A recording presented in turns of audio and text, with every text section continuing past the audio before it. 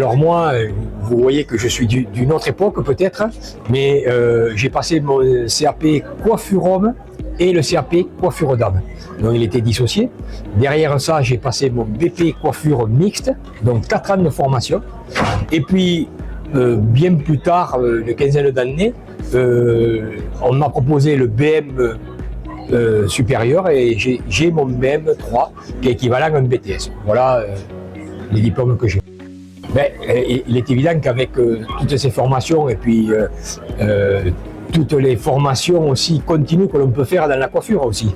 On a les compétences de tout ce qui est la coupe, ce qui peut être la géométrie dans l'espace, tout ce qui est un peu aussi la colorimétrie par rapport à la décoloration et la coloration, et évidemment aussi tout ce qui est le côté artistique et créatif de notre métier.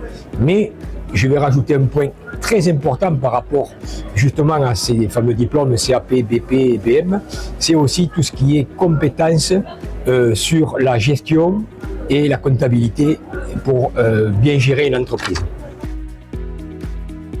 Bon, c'est sûr que l'abaissement de cette qualification a d'abord un effet dangereux par rapport à la pérennité justement des entreprises qui se créent.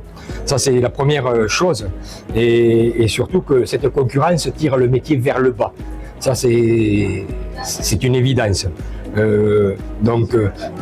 On arrive à avoir un nombre d'entreprises dans l'entrecoiffure qui est, je crois que c'est 110 000 entreprises, et pour notre pays, c'est devenu trop important. Alors moi, je vais vous prendre juste une petite comparaison, parce qu'on a un gouvernement qui a voulu être libéral et a voulu enlever la qualification, parce que la qualification, d'après eux, permettait aux bons de travailler et aux mauvais, entre guillemets, de mourir. Eh bien moi je vais dire la même chose, je vais demander au gouvernement de faire la même chose avec le permis de conduire. On n'a qu'à l'enlever, comme ça les mauvais se tueront, mais c'est là où il y a le problème, les mauvais vont tuer les bons aussi. Donc c'est là où il faut se poser les bonnes questions.